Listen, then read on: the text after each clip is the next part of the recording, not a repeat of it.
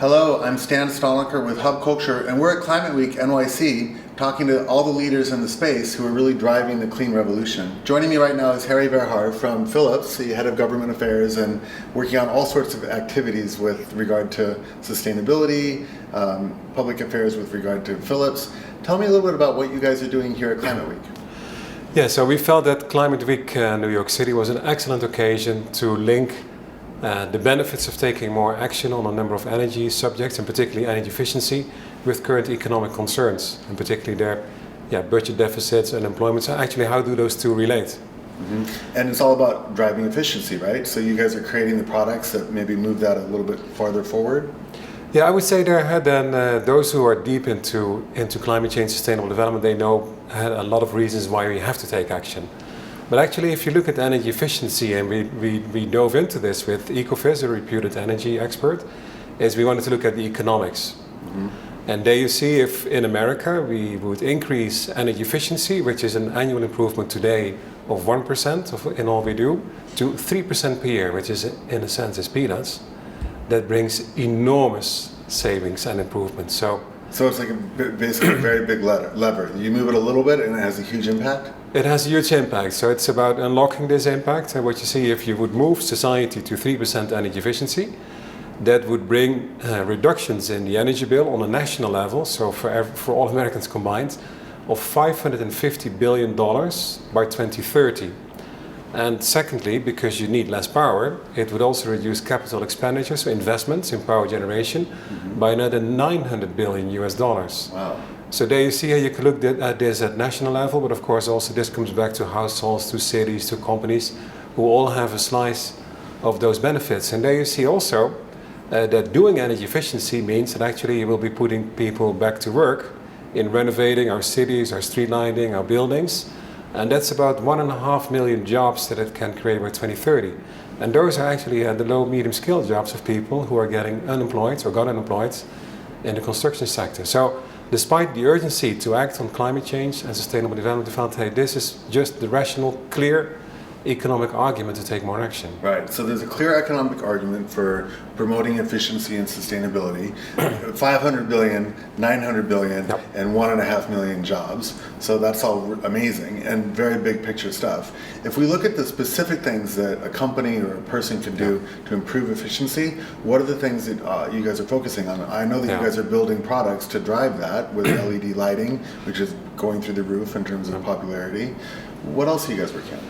Yeah, so a few things. So we have 3 activities, so lighting, healthcare, and consumer lifestyle, so things for personal care in the home. But then most efficiency improvements we can make it through lighting, because lighting consumes about 20% of global electricity. So about 1/5 of all the numbers that I gave also apply to lighting.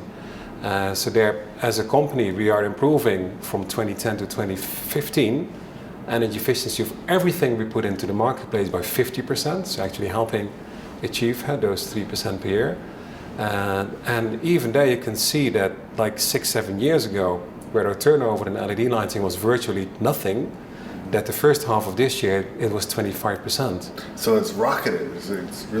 It's really rocketing, and I think for part because people start looking beyond the savings. The savings are substantial, but they start seeing what are actually the benefits for them, where they work, live, and leisure, of having these new, more innovative solutions.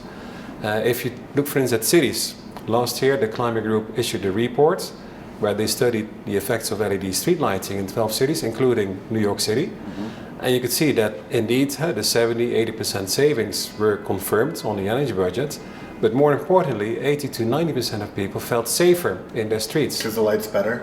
Because the light's better, so you have better visibility, makes people feel safer, but also it makes the city more inviting. How long does it take a city to recoup the investment of replacing that? So you have, on one side, you have some upfront cost for replacement, but on the other side, you get this like lifetime benefit for lower cost.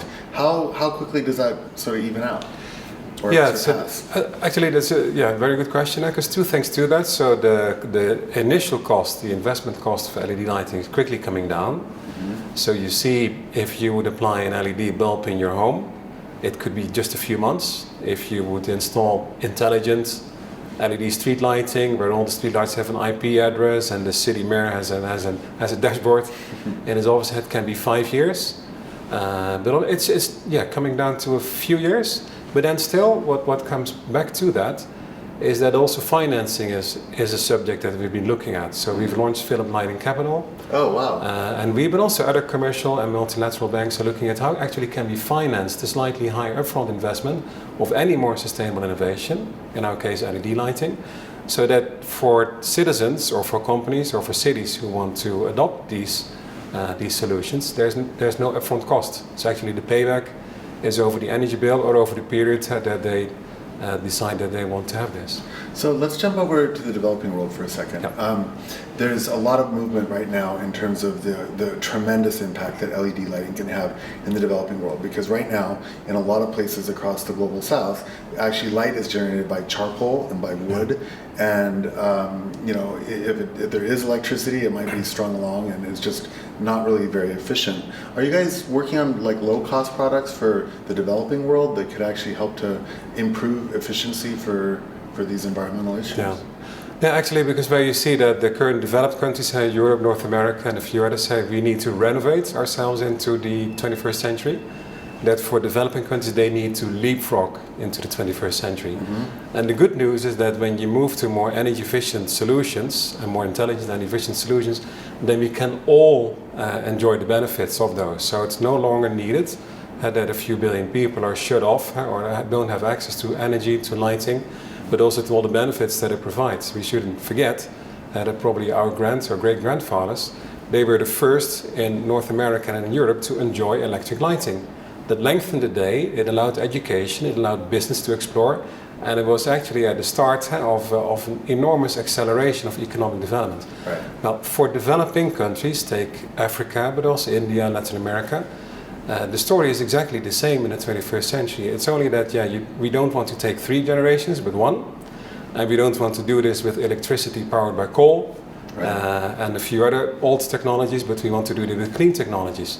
Because for them, even there when the investment is a little bit higher, for them the benefits are even more significant, because then normally the energy would eat a larger part, let's say relatively speaking, out of their entire household budget, mm-hmm, or the city budget. Well, and they also have huge consequential impacts, right? Because if you're gathering wood, that actually contributes to deforestation and everything else, and creating lighting, or it's creating light through, literally some homes do it through fire still, like in a lot of places where you don't have good electricity. And interestingly, so there are about 1.5 billion people now, let's say 1 in 5 on the globe, who don't have access to energy or to lighting. Mm-hmm.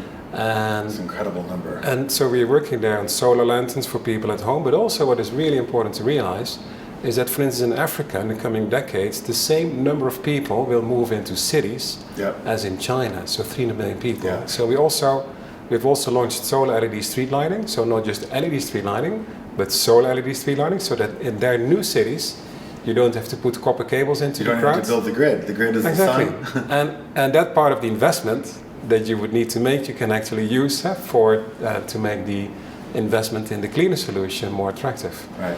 And there, for those cities, we've also launched what we call community light centers for rural Africa. Wow. So providing communities, small rural communities and villages, lighting, so flood lighting for the city, so that they can together, let's say at local school or a small health clinic, then indeed provide community services, do their homework, start making small economic activities. So in a way, you could say, like our grandparents, stepping up the development ladder. Yeah. So for part, you're solving a problem, but on the other hand, you're opening up a whole development spiral that is unprecedented for them, but will allow them to have the same prosperity of life as what our parents and grandparents have acquired for us. Yeah, amazing. Thank you very much, Harry. It's great to see everything that Philips is doing, and thank you for your continued support with Climate Week NYC. I know it's greatly appreciated by the powers that all come together to make this happen, and Philips is a big part of that community. So great to see you. Thank you. Cheers. I'm Stan Stalnaker with Harry Verhaar from Philips, and this is Climate Week NYC.